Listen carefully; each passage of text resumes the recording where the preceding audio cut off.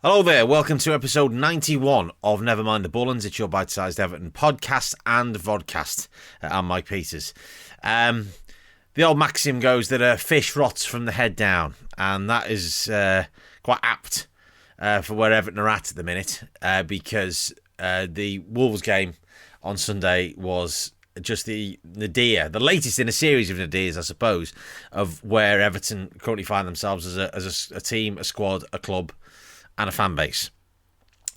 Farhad Moshiri has taken some flack over the last few months, and rightly so. A lot of it completely justified in terms of his as the sort of the telescope, the magnifying glass has turned on him in terms of his stewardship of the club, and that. Really, he's not the only person that's responsible for Everton's current predicament, and it is a massive predicament now. We are in massive trouble. I've rarely seen people that I know go to the match with and have done, who have supported Everton for 60 years, been going to watch Everton, rarely seen them as deflated as they were coming out of the ground yesterday, and as resigned to our fate that they just think we're down. Now, it's only the middle of March. We've got a lot of games left to play, but the way they feel about Everton, and I completely understand why, based on that performance, in inverted commas, yesterday, is completely, understandable and probably a fairly accurate description of where we're at. Because the whole club is still in a state of dreadful mess. I've heard rumours this morning, from friends I have within the press box, that there is talk of Everton jettisoning Frank Lampard. Now, this may be all spurious nonsense. I should say that this is not coming by any source, but it's from somebody I know that works in that sphere, and was there at the game yesterday. And there is a rumor going around that there is a school of thought that Frank Lampard could be jettisoned in favour of bringing back Sam Allardyce. Now, if that isn't a complete indictment of the entire Moshiri era, then I don't know what is. If that is a genuinely serious thought, is to get rid of a man that's been with us 6 weeks, to bring back a bloke who was with us for 6 months and was a knee-jerk appointment then, I don't know what is. At that stage, when he was appointed back in the dark days of 2017, we didn't actually need him. We weren't in as bad a state as we are now. Now you could understand it being a point, but if he was the person to appoint, then he should have been appointed weeks ago. But he's not the person to appoint. He wasn't the person to appoint the first time. He certainly isn't the person to appoint this time. We have to just let this play out, and what will be will be. We might be going to Wembley. But who the hell knows at this point? We could be going to Grimsby at this rate, the way we're playing. But if that is genuinely a school of thought, there's anywhere else from Farhad Moshiri's sort of scattergun approach to running the club, then that just says everything about where Everton is at right now. Frank Lampard has to be stuck with. I was saying yesterday, we were talking on the way home, talking with my dad in the car, and about Mikel Arteta, because we listened to it at the Arsenal game as we drove back, and talking about how the sort of the diverging paths is sort of a sliding doors moment. That when Mikel Arteta was appointed as Arsenal manager, when we were just about to appoint Carlo Ancelotti, and things could have gone slightly differently, Arteta could have ended up at Goodison, although that was relatively unlikely. And look at what's happened to Arsenal in that time. He came in, they won the FA Cup after the COVID restart. Then he's had a bit of a very up and down 18 months. Then obviously he's got rid of some major names in that squad who he didn't want there, Aubameyang, Özil, and he's now getting to a point where Arsenal are in pretty good contention for finishing fourth. They're in probably in pole position in terms of the games they've got in hand. Whereas Everton in that time have gone through three managers: Carlo Ancelotti, Rafael Benitez, and now Frank Lampard. We're on our third one in that time, and that just says that there's no planning, there's no longevity or no sort of clear strategy about where Everton are at, and that is why we are finding ourselves where we're at now. The recruitment has come home to roost. That entirely scattergun approach of having directors of football, managers, coaches, and fire machinery all sticking their oar in terms of wanting the playing staff, and that lands us where we are now. Signing Donny van der Beek and Dele Alli in January, when Frank Lampard came in that sort of mad sort of 36, 48, 72 hours after he was appointed, to get, good players, but are they the players that we need right now? On the evidence of yesterday, not even close. Dele Alli just looked like a man who thinks to himself, what the hell have I signed up for here? Donny van der Beek, I'd say was a cardboard cutout, but a cardboard cutout would have been more effective than him yesterday. He was that bad. Abdoulaye Doucouré literally went hiding at times. There's a point in the second half where Seamus Coleman tries to throw a ball in and says to Abdoulaye Doucouré, come out from behind the Wolves player whoever he was hiding behind, and he just didn't do it. So the bulk of this falls at the feet of the players and the senior management of the club in terms of where we are right now. Frank Lampard has to carry the can a little bit, for obviously he puts the tactics in. And I do wonder, with all these coaches that he's brought in, and they're thinking, right, bloody hell, what have we signed up for? And they're now starting to see the scale of the problem that they've inherited. Not just through Rafa Benitez, this predates him. And he knew that. He wasn't stupid. He'd said that publicly, that it was going to take an awfully long time to kind of unravel what was already unravelled and sort of try and find, at least start to put in some solid foundations to move the club forward, certainly from a playing point of view. But there's an immediate issue, is that we are in danger of dropping out of the Premier League. It's between, really, let's be honest, us and Leeds as to whether we end up joining, Norwich and Watford, let's say they've gone, in the Championship next season. And that squad that we have now, and looking at it yesterday going, well, who are the players that are going to bring on that are going to come and change this game in terms of provide heart and desire and fight and those fundamentals that Evertonians expect from their team. I've talked about it on this podcast before.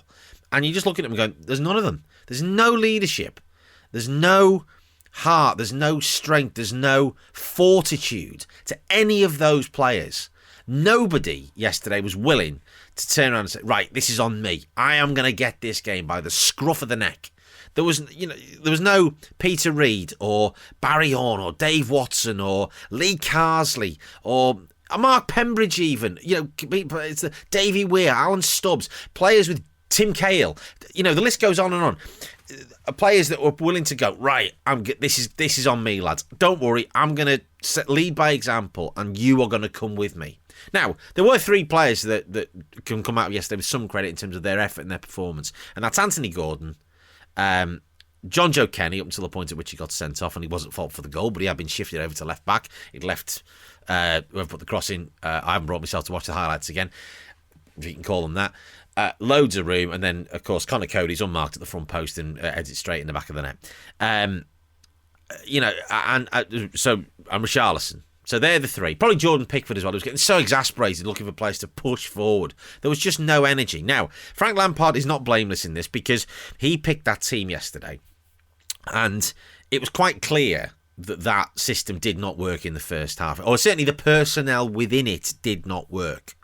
There were times where we got behind Wolves, and Wolves extremely well organised, moved and hustled and harried and chased down things. They did all of the things that Everton did not do, but all of the things that we did do against Manchester City. And that's the frustration of this, is that against Leeds and against City, we did all of the things that we needed to do to win football matches. We beat Leeds. We should have got a result against Man City. A point, that's what we should have had, but we didn't get that. But what we did was just continue the performance from Monday night. So anybody that happened to have, by some fluke and lucky, by hook or by crook, had managed to miss the Tottenham game on Monday night, they got a repeat performance. It was straight out of the Funhouse cannon of let's rerun the fun. Except it was a living nightmare that what we were watching yesterday. So it was the same thing. And I can relatives who've gone to Tottenham on Monday were there yesterday and are going to Crystal Palace next Sunday in the FA Cup. The only thing that's in our favour at the minute is that we have a lot of games to play. So, but the prospect of us getting the results that we need is slim. I have no confidence getting results. We need to get I think, at least 4 wins. I think 34 points might be enough to keep us up. And it's just bizarre to be even invoking these phrases again. I thought these had genuinely died out from my teenage years, watching us sort of perennially fighting relegation. That we were genuinely a club that would always be looking ahead of where we were at, up, rather than behind us, to see what, in terms of what results we needed to get. But I'm now looking at, oh God, Brentford, that's results gone against us. Or they've beaten Burnley, that's gone for us. Or or Norwich and Leeds on Sunday, and Watford, and you're just thinking this is just a throwback to a bygone era. So it's between us, Leeds, and of course I forgot Burnley. So, but we have to get results against Burnley and against Watford when we're away, just to make sure that they don't take any more points off us. That we need to maintain at least the status quo. But Frank Lampard yesterday, that setup didn't work in the first half. Certainly the personnel within it, there was absolutely no energy in the midfield whatsoever. Abdoulaye Doucouré completely nullified, sat trying to take the ball off Mason Holgate, who was a championship defender. It has to go, and he didn't change it. Donny van der Beek was clearly not the man, has no energy, was just running away from tackles. There was a moment in the second half where there were 3 50-50 challenges in immediate succession, and we lost them all because the players didn't have the bottle to commit to those challenges. And he could have changed it at half-time. I thought, okay, he'll give him 5-10 minutes, and then if he changes, and he did change it, insofar as he took off Vitaly Mykolenko and brought on Dele Alli, but that didn't. I thought I don't understand how the problem was staring him in the face. Change the midfield, which he sort of did, I suppose, by bringing Dele Alli on. But he's not a ball-winning midfielder. He's not a box-to-box player. So what was the thinking there? But the thing is, the personnel that we have got, you look at it and you go, there's good players there. There's a huge amount of experienced Premier League football within those players, and there was just nothing. There was nothing from them.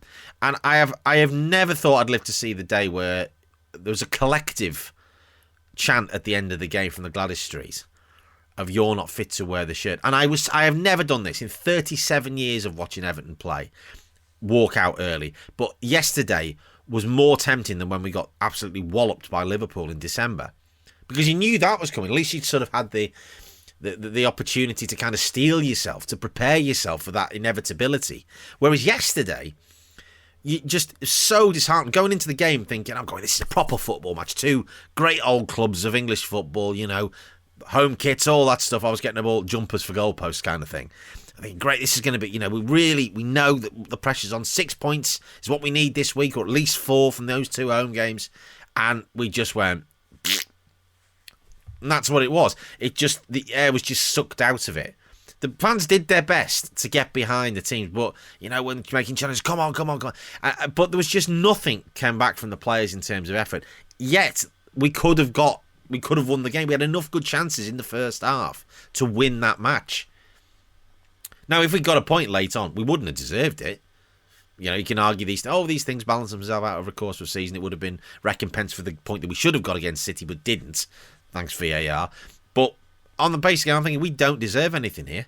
We don't deserve anything. This has been absolutely contemptible, abject. You insert any adjective you want there. And the performance sort of ratings that I've seen looking at on the BBC, where no player I think has got more than 4 and a bit, is absolutely accurate. So we're in a dreadful mess, and you're thinking, right, where are these 12, maybe 15 points that we need going to come from? Probably won't need 40. 35 will probably do it, maybe, but you want to make sure you get 15 to get to 37. Where are they going to come from? So, and the questions that are being asked of the players, they are just, they're answering them in deafening silence in terms of, are we up for this? And the answer is an absolutely unequivocal no. Now, they have a few days to put this right. I suppose the one advantage is that the games are going to come thick and fast, and there's not too much time to dwell on the mind-boggling ineptitude of the performance. With Newcastle coming on Thursday, but they're in fantastic form. They've won 6 out of 7 prior to the game against Chelsea, obviously, which they lost, but that's a bit of a throwaway game for them. They're shot to nothing, but they've dragged themselves well out of it, and fair dues to them. But now that's going to be a really, really difficult game. And the 6 points, or the minimum of 4 points we needed from these two games, is now going to be 3. And then you look at the games coming up after that and you're thinking, right, well, hang on, Palace has been moved. Watford's been moved. So we've got Manchester United, Chelsea and Liverpool. What are we going to get out of that? Well, United, you never know. It depends which version of Manchester United turns up on the day.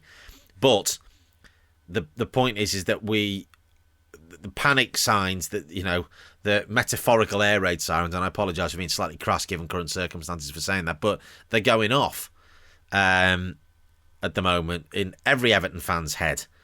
The siren might have gone from before Z cars, but by God, it's going off in our heads at the minute, because I genuinely think that we will be incredibly lucky to escape relegation. And if we do, because it could be compounded by financial fair play issues, particularly going into the Championship, we could, an exodus of players. I mean, to an extent, there needs to be an exodus of players anyway, but still, not the players we want to keep, the Ben Godfreys, the Richarlisons, the Dominic Calvert-Lewins, Anthony Gordons, etc. You know, some other dead wood that needs to be well and truly shipped out, basically most of the back four. And you're just thinking to yourself, what's the game with in 2 years? Bramley Moore going in there. We'll go in there as a Championship team if we go down this season. I'm convinced of that. Will be Frank Lampard be the man to bring us up? I hear rumoured that he's moving to this neck of the woods. He's committed to the club. So sacking him to me is the most stupid idea I've ever heard. But this is the Moshiri era of Goodison, and stupid ideas have a tendency to occur. So we'll watch this space on that one. But the bottom line is Thursday night, we have to go again. We have to get behind the players, get behind the team, get behind the Frank Lampard, and try and eke out from somewhere some sort of result, something that we can cling to sort of at least start to build on. The FA Cup tie is almost in irrelevance now, but going into that last raft of games where they're going to be coming thick and fast, so hopefully we can keep everybody fit and we can get, you know, the Yerry Minas back, and who knows about Tom Davis possibly, but he's the type of commitment we need in midfield, even if he's not quality, but he will at least provide some energy and industry in midfield, and that's what he's got to try and find. That raft of coaching staff that he's expensively assembled, like the Power Rangers, is got to try and work to try and find some sort of way, making us difficult to beat or to get at, and making us still a threat. Can it be done? Only time will tell. As always, it'd be good to hear from you at NMTVPod on Twitter, nmtvpod@gmail.com. This has been a Top Content production. And until the next time, after the Newcastle game on Thursday night, episode should drop at some point on Friday, all being well. Let's keep the faith, eh, Blues? I'll see you then. Come on, you Blues.